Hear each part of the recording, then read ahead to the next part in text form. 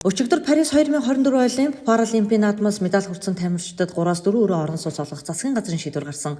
Парис 2024 зуны 33 дахь Олимп Паралимпийн 17 дугаар наадамд Монгол улсын нэр хүндийг өндөрт өргөж амжилттай оролцож алтан медаль хүртсэн Улан баярын сүрэн жавт 4, мөнгөн медаль хүртсэн Баавдар Жимбаасанхүү, Ганбатын Болор Эрдэнэ, Цэгмдийн Батулга, Энх баярын Соднон Бэлжээ нарт тус бүр 3 өрөө орон сууц олгохоор шийдвэрлсэн юм а. Өнөөдөр Монгол улсын ерөнхийлөгч хөрөлсөх Парис 2024 зуны 17 дугаар Паралимпийн наадмын таеквондогийн эмэгтэйчүүдийн 52 кг-ийн жингийн К44 ангилалд төрүүлж Паралимпийн авраг болсон сүрэн жавт хөдөлмөрийн Баатар цол, Парис 2024 зуны 33 дугаар Олимпийн наадмын жудо бүхэн эмэгтэйчүүдийн 48 кг-д мөнгөн медаль хүртсэн Баасанхүүд Монгол улсын гавьяат тамирчин цол, Парис 2024 зуны 17 дугаар Паралимпийн наадмын хөнгөн атлетикийн мөнгөн медальд олон улсын хэмжээний мастер Батулгад Монгол улсын гавьяат тамирчин, Парис 2024 зуны 17 дугаар Паралимпийн наадмын таеквондогийн эрэгтэйчүүдийн 63 кг-д мөнгөн медаль хүртсэн гавьяат тамирчин Болор Эрдэнэт Сүхбаатарын одон, Парис 2024 зуны 17 дугаар Паралимпийн наадмын пауэрлифтингийн төрлөөс мөнгөн медаль хүртсэн Соднон Бэлжээ нарт Сүхбаатарын одон гардууллаа.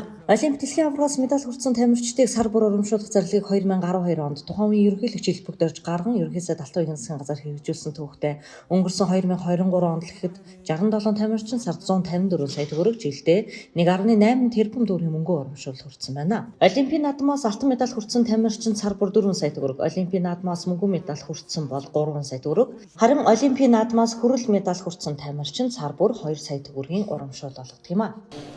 Энэ байгаагасаа илүү хичээх болно, илүү хөдөлмөрлөх болно, илүү их хичээгээд илүү амжилтыг гаргах болно л гэж хэлээ та. Айгу тийм бахархан мэдрэмж төрсөн. Өмнө яг дэлхийн аваргаар бас яг төрүүлсэн байсан болохоор яг төрийн дуллаа, төрийн талбайгаа харахсан үнэхээр сайхан байдаг. Тэгээд медаль авчиад за ингээд би алтан медаль авчиад төрийн дуллаа сонсоогүй ихшгэлүүлээгүй ч гэсэн бусад тамирчид маань ихшгэлүүлээсэй гэж чин сэтгэлээс өссөн. Энэ сайхан түүхийг бүтээсэнтэй маш их баяртай байна. Хоёр багштай маш их баярлалаа. Улам шавь нь одоо цаашдаа улам хичээж олон рекорд, олон авч үзээгүй шагналыг авахын төлөө бэлтгэлээ сайхан хийнэ. Би таеквондогийн спортоо хичээлээд 16 дахь жилдээ болж байна. Тэгээд маш олон амжилтыг гаргаж байсан. Тэгээд энийг маань төр засаг маань сайхан үнэлээ. Би дэлхийн аварга шалруулах тэмцээнд 5 алтан медаль авдаг байсан. Авсан. Тэгээд 5 алтаа би дараалан яг жил өмсөхгүй авсан. Тэрнгээрээ аюу онцлогтой байлаа. Тэгээд Азийн аваргад би 5 алтны хүрэл Азийн наадмын аварга Парис 2024 Паралимпийн наадмын мөнгөн медаль гэдэг ингээд төр засаг нь одоо сайхан Сүхбаатарын одонгор шагнаж урамсууллаа. Баяртай байна. Тэгээд Паралимпийн 3 цикл буюу одоо алтан хүрэлгээд 3 медальтай боллоо. Баярлалаа. Тэгээ өнөөдөр ингээд Сүхбаатарын одонгоор дахиад ингээд хошоо уулж шагнагдсандаа маш их баяртай байна.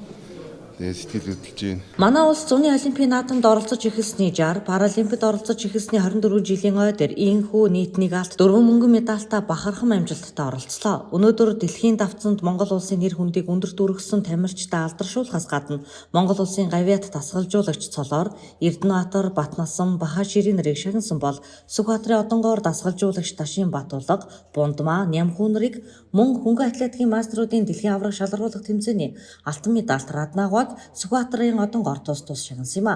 Харин алтан ганц одонгоор Паралимпийн усан цэлэлтийн тамирчин Хүрлийн наминг шагналаа.